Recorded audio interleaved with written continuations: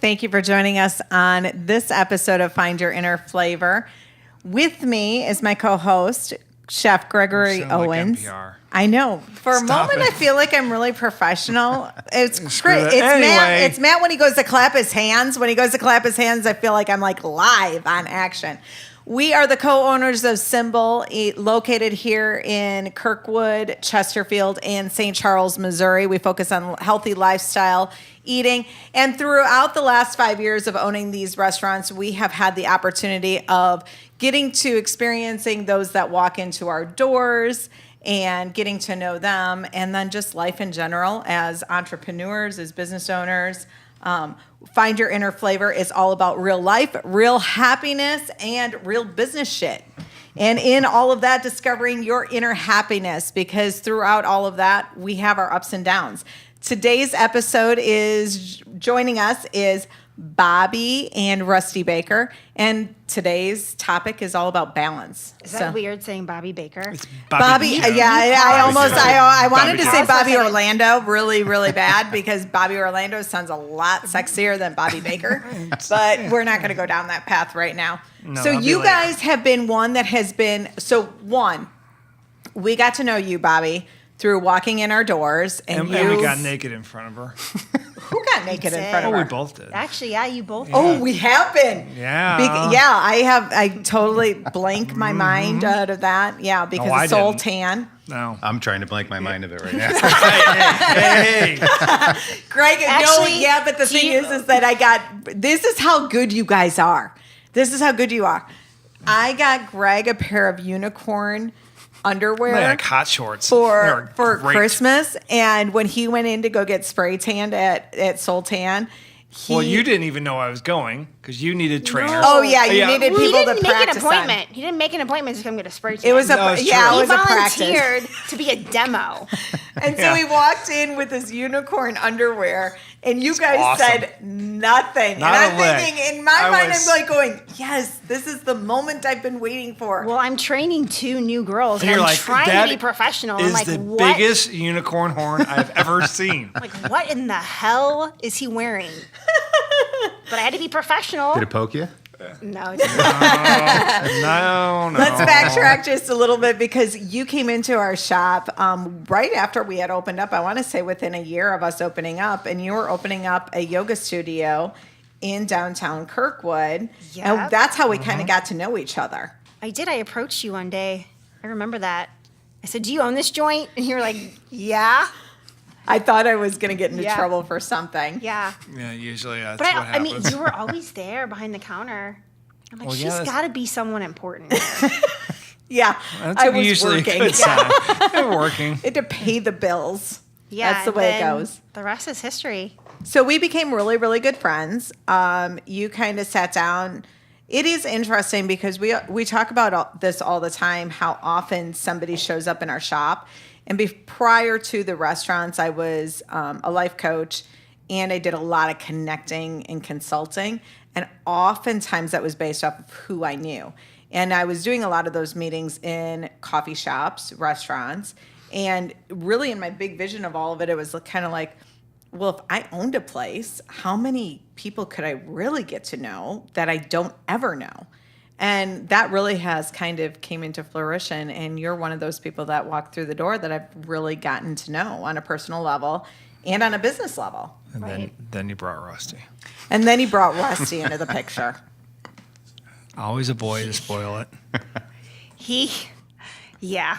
I just started dating Rusty actually when I met you. Yeah. Yeah, so it had to have been really close. That was a different time. It was like 3.5 years ago. So, there were a lot of transitions going on in my life at that point. I was going through a divorce. I was opening a yoga studio. I had a new boyfriend. Who was Rusty? Yeah. So, yeah. And family and kids. Yeah, absolutely. We both have 2 kids. Now we have 4 together. So together you got, okay, so here's one of the reasons that we really were intrigued to bring you guys on. And we've been talking about this for a while. And I think it was waiting for the alignment to open up.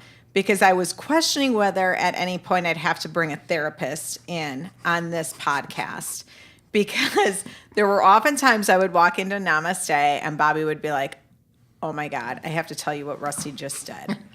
And he'd be buying another business, or he'd be selling a business, or he'd be talking about doing this or that. And she's Every day it's something.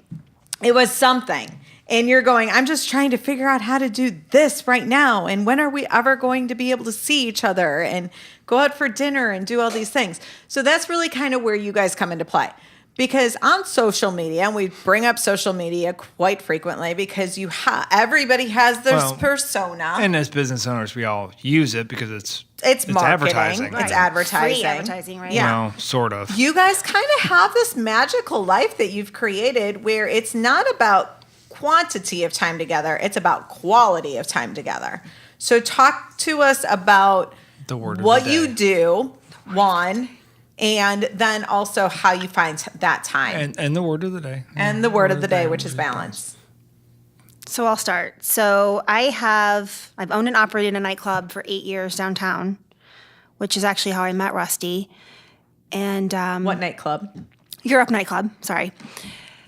So 2-3 years into that, I had my second child and I didn't want to be in a nightclub anymore. I wanted to be at home with my kids, but I was bored during the day. I'm like, what am I going to do? So my best friend and I started a sunless tanning company in the basement of my house. We had naked people coming in and out. It was hilarious. And finally decided to get a professional space because I had random people texting me, can I get a spray tan? So we found a space in Clayton that we leased from one of Christy's friends for a few years. And then at that point, we decided, hey, let's open a yoga studio. Right. Let's just open a yoga studio. No, I practice yoga, and a lot of our clients that were coming in for spray tans, which is the name of your spray tan business. Soul Sunless Tan. They were coming in from yoga, or they were going to yoga the next day. It was always present in conversation. And I was just not happy with the yoga studios that we had in St. Louis. They were either way too expensive, or they were super hippy-dippy and had like carpets hanging on the walls. And I couldn't relate to that. Sure. And I was new to the whole yoga world. So I wanted something that was a little bit more. You wanted something that was more appealing to those that were just getting introduced to it. Yes. Or intrigued about it, but didn't feel because I get what you're saying. There is an uncomfortable feeling when you're not So yuppie yoga. Yeah. Yeah, yuppie yoga. Commercialized yoga, I guess you'd call it. It's a little commercialized, right?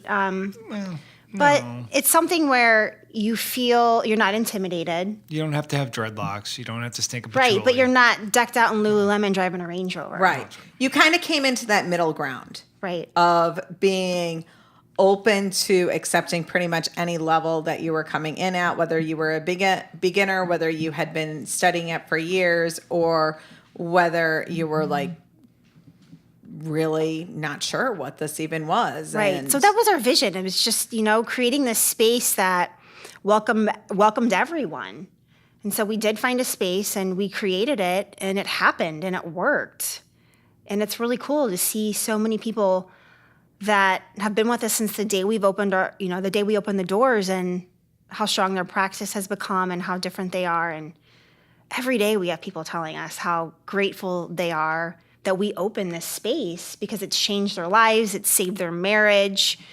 And, that's kind of what this is about. Like, I went through so many different transitions where I went from the old me to the new me, and I think that's what life's about, right? It's continuously changing and shedding these layers of skin that we hold on to, and seeing all these different people, whether you're a school teacher and you're just stressed out from teaching all day, or you're a husband who's grieving the loss of their wife. Like, we all have our shit. And this space is a place where we invite and welcome all people to come in and take that space to honor yourself and own your shit, really, is but what this it's about. is a huge shift, because you had been the owner of Club Europe. Still. And you still own it, Yes. Club Europe. So you're talking about younger kids, 3 a.m. bar. hip hop music, all this other EDM stuff. music. Yeah, till 3 a.m. in the morning. Lots of, I don't want to say bad energy, but It's a different It's a kind different of an energy. energy. Yeah, and then you're going over here. So you have these two completely crossed energies in which it is that you are an entrepreneur in and own businesses in. well, I think also it reflects like where I was at that particular point in my life. Yeah, but you're still a kitten. Yeah, I'm still a kid, but No, he didn't Kitten. say Kitten. oh, a kid. kitten. Kitten. Kitten. Meow. Like, what does that mean? A kitten? Oh, Well, we're you're not young. going to, yeah. Oh, I'm young. Yeah. You well, are kid, young. kitten. But No. didn't what it took you into yoga was your stepfather passing away, right? Isn't that where you got into it? Yeah, but I think also it was just, I don't know. Like, I guess I had a lot of shit that I never dealt with, and being in the whole nightlife industry and just having fun and trying to find positive energy where there's not positive energy. And I don't think there's anything wrong with going out and drinking, but I think that my image of going out and like binge drinking, and it's Which just you don't promote. which I do not know, absolutely not. But I remember those days where I would get to the bar and, you know, like we'd set up, we'd get the registers ready, we'd stock the bars, everything was prepped, and I'm like, someone give me a drink, and that the next thing you know, I'm 2 or 3 drinks in, and I'm having a blast. But that's, I don't know. Well, That's where it is a perfect understanding in regards to Club Europe over here, Namaste Yoga over here. That's a huge shift Huge. in balance. And oftentimes we're all kind of living in this world of heavy entrepreneur over here, home life over here, and trying to find out where in between we can kind of find our grounding. Because Rusty, you own several businesses. Mm-hmm. Stressful, probably. I'm just assuming No, that. it's not stressful for you. You love But it. I mean, just as an No, it entrepreneur, is. going out and doing the businesses and then coming home and trying to shut it all off. Absolutely, it's very hard. Like, how do you do that? I mean, I still have issues with it. You bring stuff home that doesn't belong to the family or to her, and yeah, it's very difficult. The right people, that can handle the problems and having the right people that help you. But it's, I'm still trying to figure that mix out. So tell us what you do, because and in the years Yeah. that we've known you, Let's- there's been a lot of things that you've done. But let's talk sum about up. what it is that you do now. So my currently. baby is nationwide processing, which I do ATMs and credit card processing. I've had, 14 years now. And plenty of my $2.40 fees. Yeah, the strip clubs suck you Oh, dry yeah, what the over hell? there. That's not 240. We want to know. That's like Should we $12. get like a We pass want a card or friend and something family like discount. that? I got you. So in between then, I started an HVAC company I had 2 partners in this ATM company, and we partnered up there were 7 of us total in an HVAC company. That was a complete disaster. And then we had an auto warranty company when that was hot, selling extended auto warranties. You weren't part. Wait a minute. You weren't part of that group out in Lake St. Louis. No. Okay. The guys that had the $30 million house. Yeah, I've seen that episode on I whatever. wish you were that guy. Oh, there's a good story there. But you were doing it legally. Yes. It didn't last long, 6 months maybe at the most. And then most recently I got into LED lighting with my 2 ex-partners and went really well. But you talk about balance, I was completely crazy. I mean, no focus, all over the place, not happy. And Sitting on too many chairs with one ass. yeah. So I had that, got out of that, sold them back my interest and got out of it in January of 16. And then since then I've started an investment. So I bought them out completely. Mm-hmm. I had a couple other ATM companies that we bought into and merged them all together. I have really great guys that work for me now, which is the key to this whole thing.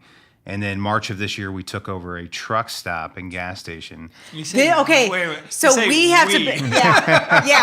Because I'm not gonna lie. I remember walking into Namaste Yoga, and I believe it was for a spray tan. Mm-hmm. And you sitting there, Bobby going, And you hide your feelings. "You do." Oh, I don't think I do. No, she Not does anymore. not. She does it at She home. does not with No, me. not She anymore. was sitting there, and she goes, "You're never gonna believe what he just did." And it was like, And you and I had started the podcast doing it on our own. And I'm like going, I got to bring you guys onto the show. And she goes, yeah, not until we go through a few therapy sessions first. I'm like, what happened? She's like, he bought a truck stop with /casino. Yeah, gaming. Which is awesome. Slot machine. This truck stop, it was almost the death of me. I was almost not going to marry him. I mean, we were engaged. And you were engaged. But I told him, I think at one point I told him, have fun being married to your truck stop. He's like, whatever. Remember that? What is it? What is it called? Little Nashville. Little Nash Vegas. Yeah, that's him. That's him. He is the owner of Little Nashville. I mean, like don't pass celebrity the time, exit 50 off 64 because you'll miss it. Now, don't blink. But you did this, and you were a little freaked out in the moment. Yeah, I wasn't happy with that decision. Did you ever talk to her about this, or was this like something you just I brought did? it up a couple times. Yeah, he brought it up, and Because you guys are newly engaged, have been in a relationship for a while, but Rusty's obviously kind of been on his own for a long time. Bobbi on her own for a long time, both entrepreneurs. Both and having to make their own decisions. make Yeah. your own decisions. How often do you come together and actually discuss these decisions, Rusty? We talk about a lot. we But I do think now. Yeah.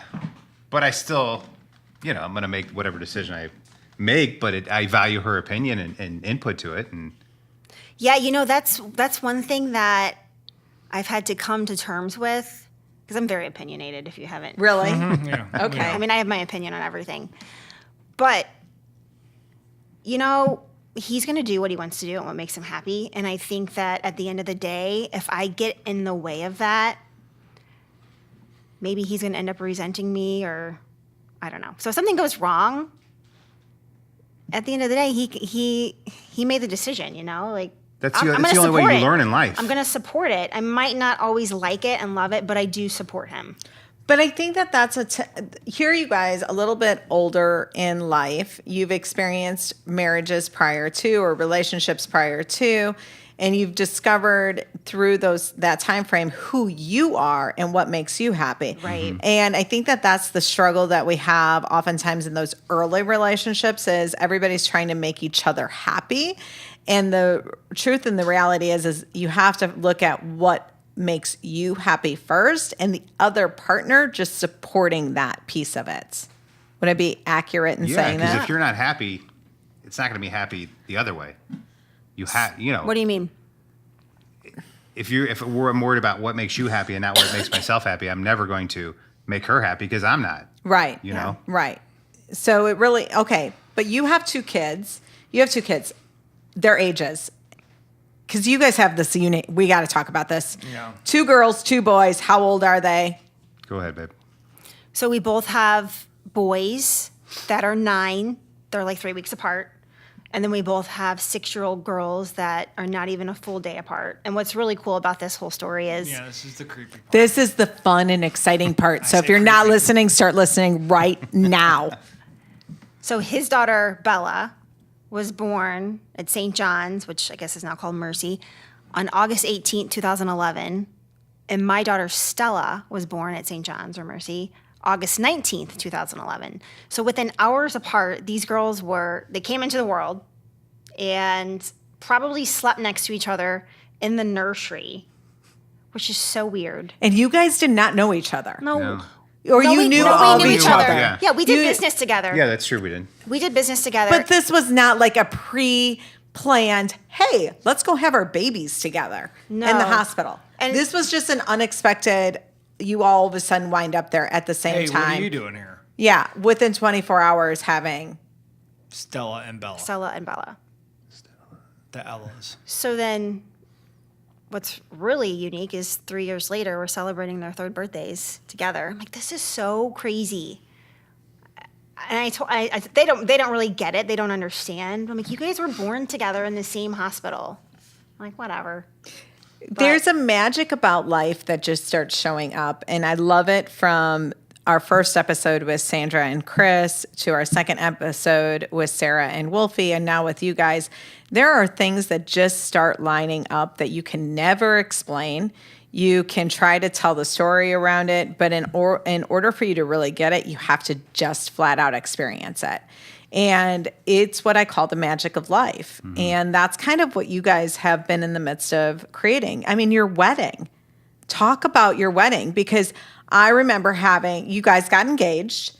You knew that this was happening. You were blending these families together, and you were extremely stressed out trying to create this wedding that you thought was supposed to be the wedding that everybody was expecting you to have. And then what happens? And then I didn't want to do it. I mean, we wanted to get married, but we didn't want to have a wedding. It just became like an obligation. And who to invite, who not to invite. If we don't invite this person, their feelings are going to get hurt. And then we wanted to do a destination wedding, but I was disappointed in that, to be honest with you. We still need to have a party. Can we just still plan a destination something? Yeah, we do. We need to do that. But it just turned into something that it wasn't. And I already had a big wedding, and that didn't work out. And that's not what makes me happy, and that's not proof that our marriage is gonna succeed, because we had this huge wedding. So we battled internally with this, and then we went back and forth. And I mean, how many different times did we make this is it, we're gonna have a destination wedding? Like, no, we're gonna do it in St. Louis. I mean, how many different times back and forth? Yeah, it was ridiculous. We're going here, we're going there. No, we're gonna do it here. And then what did you decide to do? So in 5 days, Bobbi pulled off the ultimate. Well, we picked a date. We picked a significant date. But nobody knew about this date. No. Nobody knew. I told a couple people that I wanted to get married on my stepfather's birthday. It was just really significant to me. He was such a big part of my life growing up, and Rusty never had a chance to meet him. And I'm going to start crying. I feel like my dad sent him to me. Like, I really do. So I'm like, this is like the most perfect opportunity to kind of like honor that. And so I picked the date, and I thought he was going to be like, that's weird. Like, your stepdad, like, he died. It's weird to like get married on his birthday. But he was like totally for it. I'm like, God, this is like reason number 257. Like, you were meant to be, So then we picked this date maybe in February or March, and I just didn't have any. I didn't want to plan anything. It was just like, oh, this is really happening. Like, I don't want to do this, and maybe this is not the right decision. Maybe we need to have a big wedding. And so then, literally 6 days before the date we picked, I picked up the phone within a matter of 2 hours and planned everything. I had a girl that I know that makes cakes, amazing cakes. She made our cake. A videographer that I had met. You can say that. You can say who it is. Yeah. Stephanie Rutledge of I'll Be Good. She's amazing. And then David from Millennium Productions. He had just finished a video for us at Namaste, and the video was amazing. So I called him. He was available. It was a Wednesday afternoon. I mean, who's busy on a Wednesday afternoon? Ashley Becker did our photography, and then Natalie Biggs is a friend of mine, but she also does my hair. And so everyone was available. And in 6 days, we coordinated it, and we had everyone meet at the house. And I was like, oh my God, I don't have a wedding dress. I don't have tuxes. I don't have dresses for the girls. So I went on Etsy. I found the girls' dresses ready to ship. She had 2 size 6s. I'm like, weird. Found my dress online. It was overnighted. It fit like a glove. I couldn't believe it. And then I went to J. Crew, and I was going to order suits, actually. I'm like, oh, God, I got to order these suits, and I probably have to have them tailored. And she's like, don't order them. Go to the store. Like, I called on, the 800 number, and she's like, just go to the store. We have them in the store. They had everyone's sizes. It just all came together. I made the flower crowns. I made my bouquet. It was like so easy. Then it rained. Yep. And then it rained. But it was beautiful. But it was so cool. It stopped literally for 30 minutes, right, during our ceremony. It was really cool. But I think that we strive so much as entrepreneurs to create, when we're creating a business, we have this idea of how the business is supposed to be executed in a timely fashion with an idea and an execution in mind. And the reality is once you start, It's never what you think it's going to be. Right. And I think your wedding is the perfect example of just going with the flow of things. And yes, you can take a year to create it and design it, but the reality is that when it's supposed to happen, it just unfolds easily and effortlessly. And your wedding is such a perfect examal of business doesn't do that. business does not. But I mean, it really winds Falls up apart. showing how it falls. Yeah. But it also shows that when you're in the flow of things, how easily things show up. And we've had that experience. We've all had that Sometimes you get experience. lucky. When we're in business, there is a flow that happens. And yes, there are moments of the flow, but it's no different than, okay, you're talking about a day of creating a wedding versus a lifetime of a relationship. And the lifetime of the relationship, it's not always flowing. There are ups and there are downs. Isn't that Your the truth? face says it all right there. And it's the same thing in business. There are their ups and there are downs. And there are moments where it flows perfectly and beautifully. And you're sitting there going, thank you, thank you, thank you. And then there's other moments where you're sitting there going, what the fuck was I thinking about? All right, so I'll kick it back a little bit because I would imagine to the community, to social media, Facebook or whatever, you two are like little Cinderella story, little fairy tale bullshit. You know what's funny is I truly believe that though. Like You think it is fairy tale in your Cinderella? It is not Prince Do Charming. you have we are like rabbits and deers talking to you? no, like our life is imperfectly perfect. So are you just embracing what it is? Is that the kit, the balance Yeah, kit? and you know what? I think that everyone's life has the capabilities of being perfect in your own way. You know,